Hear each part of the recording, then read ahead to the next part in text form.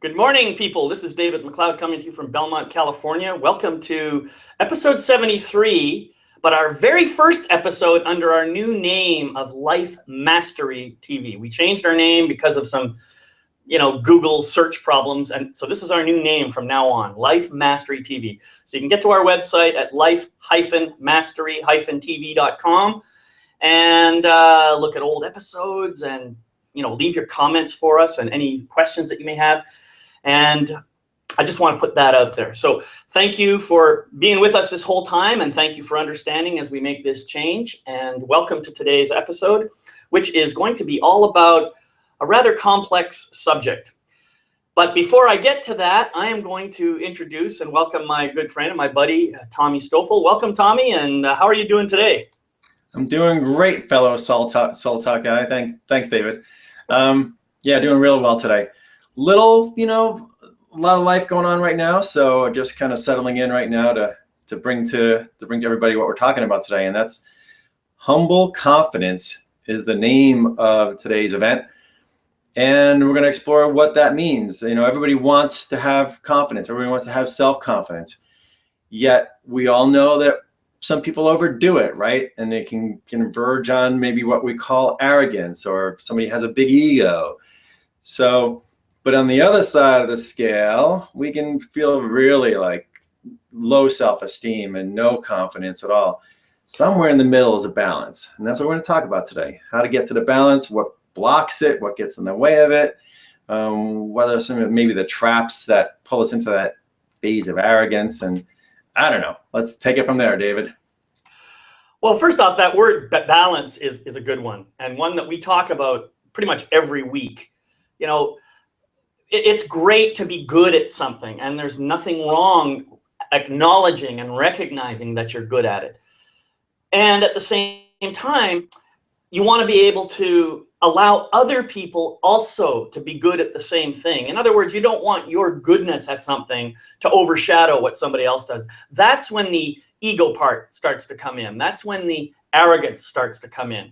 That's where stories like, well, I can do it better than you, or I am better than you. That's where that idea comes from. When you recognize that you have a skill that you may have mastered to a higher degree than somebody else, and suddenly the ego decides to take it for a ride and have some fun with that idea. So if you can get back into that balance place, that's where I think the real juice is, the real value, the real power. Yeah, and what you're talking about, and again, let's focus on the balance, and it's an energetic balance in ourselves. And if anybody's into energy centers and chakras, this one's in our fifth energy center. It's in our sense of self-worth and speaking our truth and things like that. And for me, David, what you said there, when we get into this ego mind or this arrogance place, it's a very competitive mind state. There's a very competitive state of mind. Yeah. And when I say the word competitive, then my brain goes, well, it's a race, right? Mm-hmm. That we're in this, that comes back to being part of the human race as opposed to humankind. And so there's constant competition and constant trying to put somebody else down to get yourself up, to climb the corporate ladder at the expense of somebody else, kicking them in the face as you're climbing. Mm-hmm. Some people play the game that way, and we need to be aware of it, right? But we don't want to get caught up in that. We don't want to take on those same traits, because that's what we're talking about. That's unhealthy confidence. That's unhealthy pride. And that in the end is just hurting yourself to some degree. Yeah, absolutely. And when you mention the word competition and you talk about a race as an example, that's really a good starting point for us, because whenever there's a competition, there's always a winner and a bunch of losers. And the unfortunate fact of life is there can't be that many winners. So that means that most of us, in the competitive world anyway, most of us are losers. And we end up taking that mindset on, and we get to this place of, well, if I'm just a loser anyway, why bother trying? Why even bother? I know I'm good at that. I could probably do a better job than that guy, but yeah, he's going to beat me because he has his little techniques and his way of crushing me that, that's not working for me.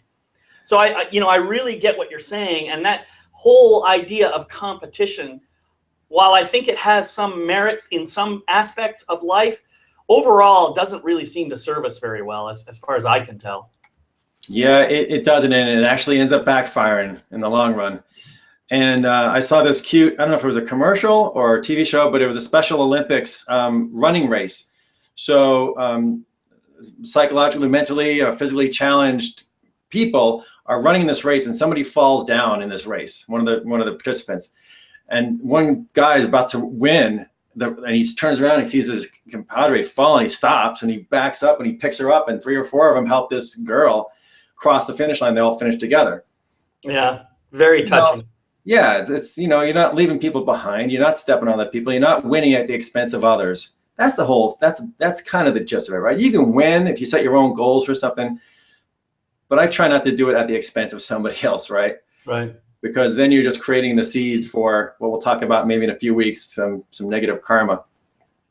Yeah, one of the places that I may have spoken about this on this show, I don't remember, but it's an organization called the Human Awareness Institute. And they have a fairly complex mission statement that in summary talks about elevating people out of fear and into love and creating a world where everyone wins. And that's an interesting concept because, you know, whenever I am in relationship with somebody, one thing that I can always do is I can ask for 100% of what I want. And then the other person who may or may not want to give that to me can say, well, I hear that's what you want, and here's something that I want. Let's see if we can find a way that we can both win. Let's see if we can find a way that we can strategize so that both of us get what we want and neither of us loses. That's what we're talking about here. And instead of competition, then we create collaboration.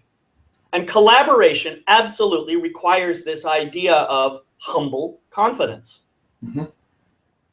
It absolutely does. Stephen Covey in the 7 Habits of Highly Effective People says there may be situations, low trust situations, where competition is necessary.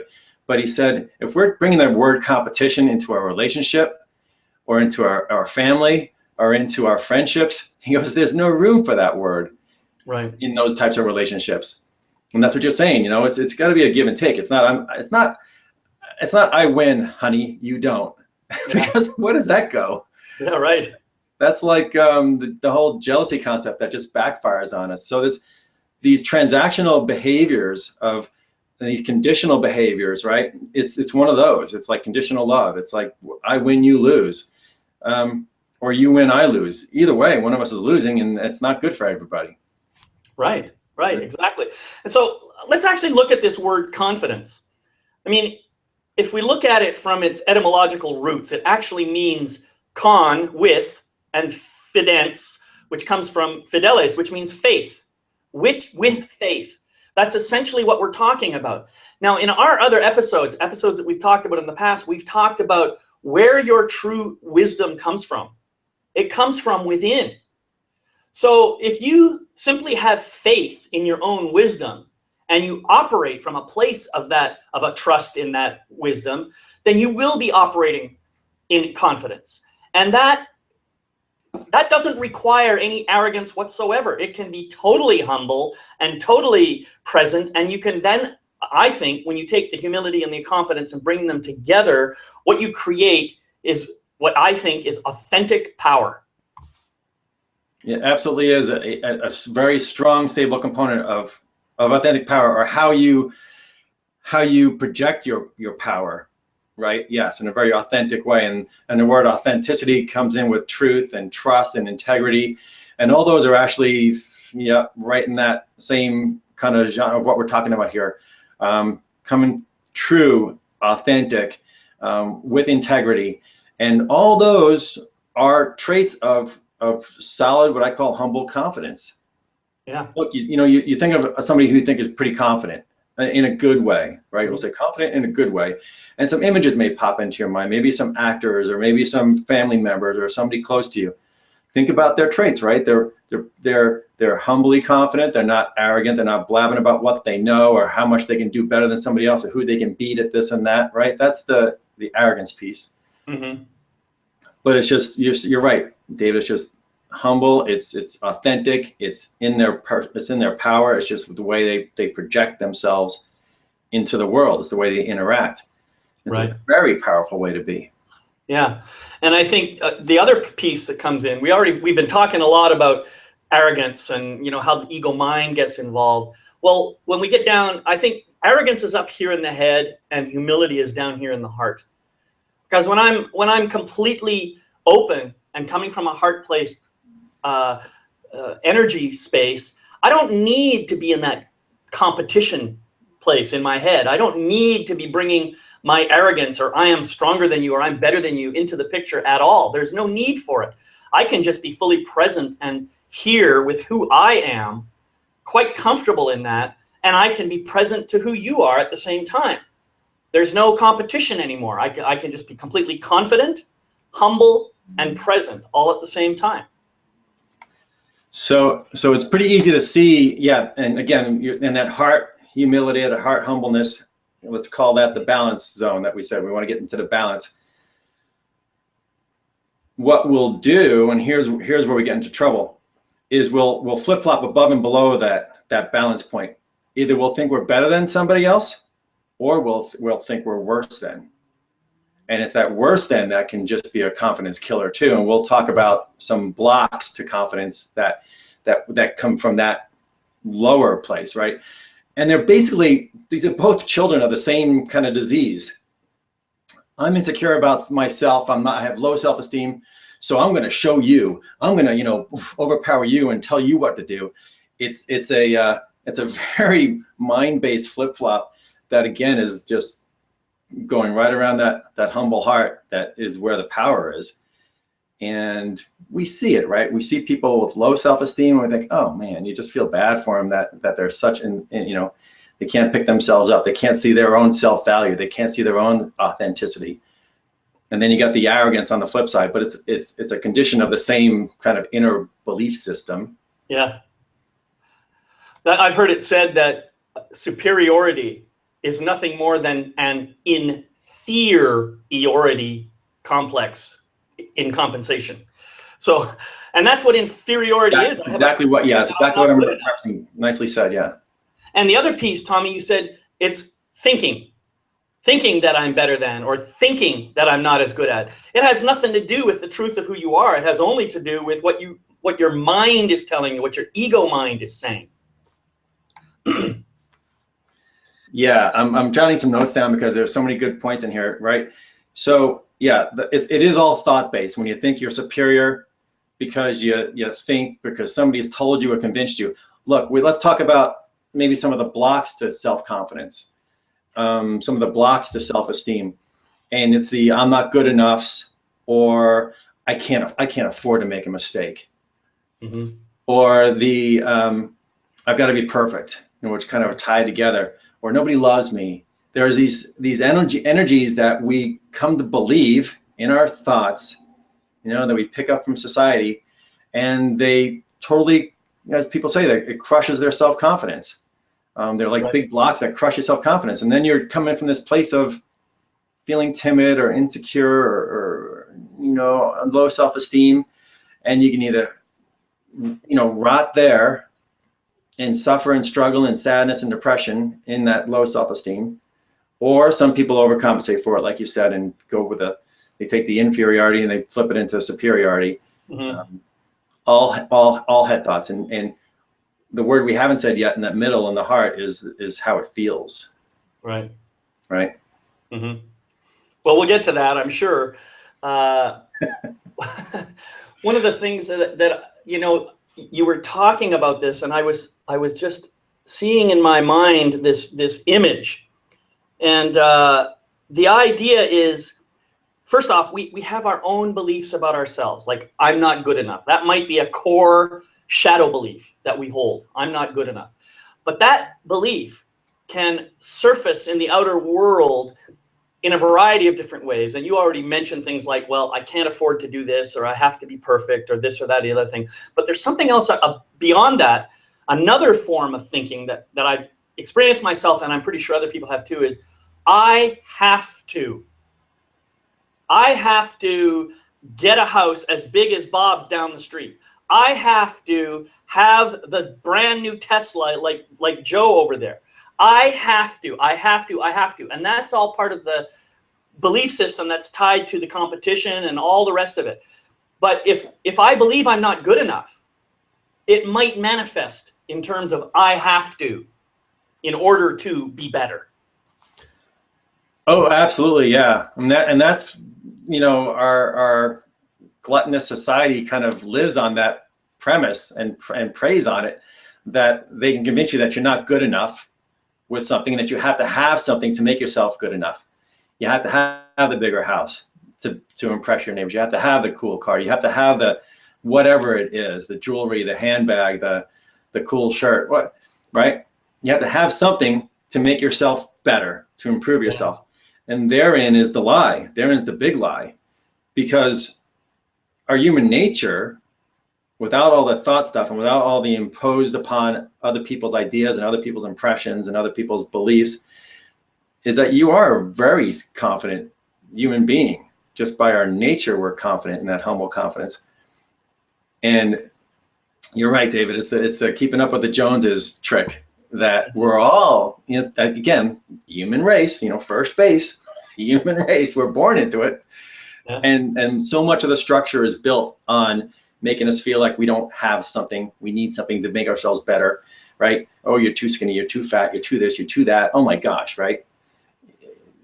You got to have a happy meal today to make yourself happy. Like, what? That's right. And you know, this all reminds me of I think it was our third or fourth show that we did on approvalitis. Yeah. You know, really, when I have the mindset that I have to, whatever it is, I'm really seeking approval of people outside of myself. I want them to see me the same way they see Bob down the street with that fancy house, you know, rather than just being satisfied with people seeing me as me. And that's part of the problem that we have. You know, I've heard people phrase this as we have the have, do, be problem. If I have this, then I can do this, and then I'll be this. And I'll be happy. Yeah. Well, it's backwards. It's backwards. First, if I just be, then I will just naturally start to do, and the haves will take care of themselves. So we've got to reverse that mindset around, go into the be part first, which is about getting into the stillness, as we've talked about so many times before, and just communing with the essence of who we really are, rather than that chatterbox ego mind that keeps wanting us to be in competition, keeps wanting us to race, keeps wanting us to do, think. Slow it down and get back into this part, into your heart, into who you are. And when you do that, all the rest of it just kind of falls away, and you say, well, you know, I really don't have to have that. I really don't need to do that. But who I am this beautiful, divine, magnificent being of light and love. And this part of me, in order to show up that way, wants to do this, which is about bringing my love to other people. Well, what does that look like? How do I do that? You know, whatever it is for you, that's the key. I am enough, right? That's the grounding and the baseline of it. Because as a human being, the being part of you is enough. The being part of you is amazing. The being part of you is part of divine energy. The human part is the one that gets caught up in all the drama and all the head noise and all the chatter and all the fear and all the shadow. So that's kind of what, you know, as we can start taking away the blocks of what's blocking you from being you, then the natural you is just there. That's David, that's kind of what you're saying. Mm-hmm. And instead of the doing and the having and the being, it's recognize the being first. If we could rename our species from human beings to being humans, it might put the priority the way it should be, right? Yeah, maybe that's what we should do, Tommy. We'll start a movement. Being humans, all right.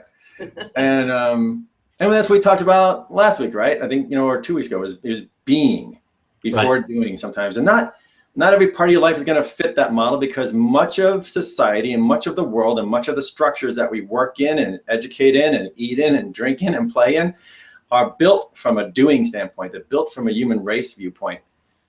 And so it feels uncomfortable. Mm-hmm. And it feels like, oh, I'm not playing the game the way it's supposed to be played. Well, good for you. Because the way the game's been being played for the last however many millennia has gotten us to the brink of stupidity. Yes, absolutely. and that's the transition we're going through. That's the shift we're going through as human beings, is bringing our being back into awareness first and putting it back in order. And when you do, like you said, David, when you be first and then you do, you pretty much have whatever you need. Yeah, yeah. And then, you know, one of the other things you mentioned is, oh, I have to be perfect. Well, I say, this is my belief, and you can take it or leave it. I believe that you are perfect just as you are right now. And if you can get out of your mind and down into your heart and just be present, that will just naturally become the truth for you. Everything is perfect right now. If you're in the present moment, you're not thinking about the future and you're not dwelling on the past, then there are no worries. There are no problems. There is nothing good or bad. It's just all perfect. It's exactly what it's supposed to be right now. Everything else is about our own judgments or stories or conclusions or interpretations or perspectives on life. So, you know, you can be in that place of perfection and total confidence and humility just by taking a few deep breaths. It's that simple. It's moving the being into the center of the spotlight, moving that being only exists in this moment. Your being part of you doesn't worry about the future and doesn't dwell on the past. It just is. Exactly. So when you can kind of pull into this moment and have a glimpse of it, that's just you being. And when you're being, you're not striving for perfection. You're not afraid of making mistakes. You're not, which are self-confidence killers. You're not trying to be a control freak, self-confidence killer. Oh, I screwed up again. I'm trying to make this thing happen and it didn't work. Oh, I'm such an idiot. You hear all that, right? It's like so freaking common in our head, and actually see people. I hear people mumble it out loud, right? Confidence killer, confidence killer, confidence killer. Just blocks. It's like you're just burying yourself under cinder blocks of false ideas and beliefs about the past or the future. And you're right, David. If, you know, that's a great practice, is to bring yourself into the moment and realize that's where your being is, that's where your power is, that's where your strength is. And then we can still work on, we still have a human aspect of us. We still have a human that has a mind. We still have a human that has a body. Mm-hmm. We need to work on it and improve it and heal it and clear it and do stuff.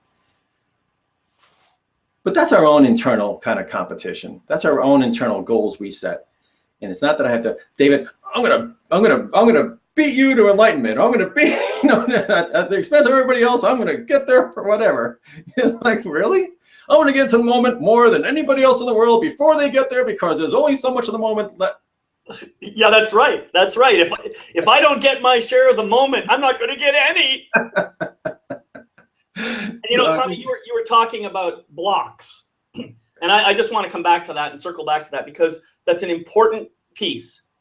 In truth, there are no blocks to your confidence or humility.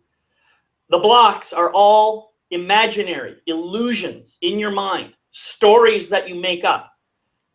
Now, they may seem real, and maybe the stories originated at some point in your past, in your early life, when you had to take on that belief in order to protect yourself.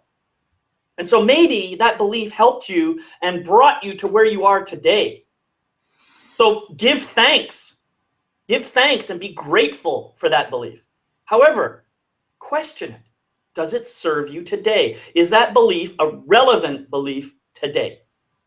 My sense is, I've learned for myself, I'll just say this for me, every belief I have in some way limits me. So if I can simply question every belief, then I give myself permission to adopt a new way of thinking that might serve me better. And that's what I encourage all of you to do, because that's the way you're going to make your life better, is just by changing your stories and staying present to who you are. Really, that's it. You are free as a human being to change your mind anytime you want. Free will. There you go. You have it. That wasn't given to you by me. That was just the way it is. And you're right, David. We do have these blocks artificially put upon us. Maybe as a child growing up, we had some degree of knowledge, or like we were really getting something cool in school. Maybe let's just go totally wacko here, right? Maybe we would come back from school and we were really excited about learning something. And maybe it was a subject that your dad failed at miserably in school. And you come home really excited with something else. You don't know what you're talking about. Those teachers are all full of blah, blah, blah. Yeah. Now you take that upon yourself that, I don't know what I think I know. Yeah. You can feel that you can feel the block, right? You can just feel it. And we have lots of these that happen in life. You got what on your test? You got a C? Or you got what? You got a D? What are you, stupid? And even if it's not said out loud, we get the approval, disapproval taken, and we take it that way. And so you can feel where all these blocks to our confidence come from. And as adults now, or as human beings that are more aware of our beingness, we can, like you said brilliantly, David, we can question those. Mm-hmm. We can question those old blocks. We can, with some help too, because it seems like there might be too many of them. Again, David and I do that kind of work. We help people blow away lots of blocks at once, as opposed to trying to pick them off one at a time. But that's the truth of it. And in there, right, is your being, as you said earlier, your power, your presence, your authenticity. It's already there. Yeah. Yeah. Well, and there's something else that's important here is, as you're talking, I'm feeling the weight of those things, getting on me, and I can feel myself falling, disappearing. It may feel internally, like you're carrying around a huge load. It may feel like really hard, concrete blocks that you're pushing against. But the truth is, they're still just thoughts. They're still just synaptic connections in your brain, and you have the power to overcome those if you choose. It may not be trivial easy. It may be difficult. You may have to keep working at it. But the thing is, you can't work at it if you're not aware of the beliefs in the first place. So you need to, you don't need to do anything. This is my invitation. You can, if you choose, look at your own beliefs. Look at your own blocks against your confidence. These subtle little beliefs that we've talked about in the past, and Tommy has suggested this before. Write them down. Spend an hour writing down every single negative belief that you have about yourself. Just write it down. Get it out of your head and onto a piece of paper so you can see it. And now decide, where did this come from and how can I process it? Trust yourself to come up with the answer. That's really the key here. Remember, that part of you, that being part, knows exactly what's true about you.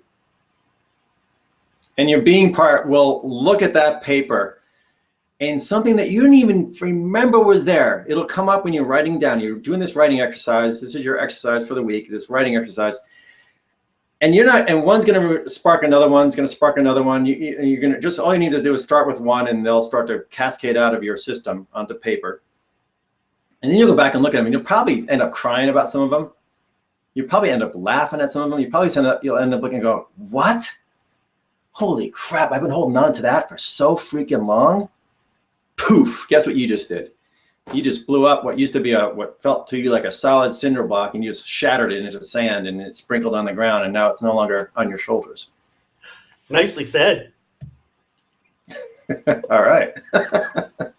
I like the cinder block, vaporizing into sand right in front of me. That's a beautiful image.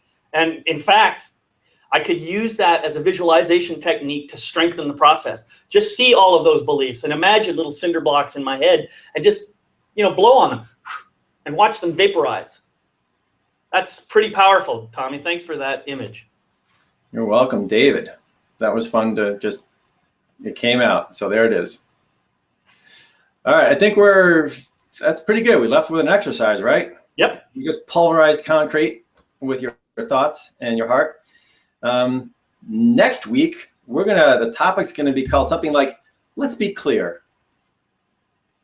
And along the concepts of what we're talking about here of pulverizing concrete, you pulverize enough concrete, and guess what happens? You can feel the weight lifting off, and the clarity, and your being starts to shine through, like the clouds are parting, and now your being is starting to be there. So let's be clear, and let's talk about that some more next week. Awesome. Thanks, Tommy. Have a great week. Thank you. Goodbye, everybody. Bye, everybody.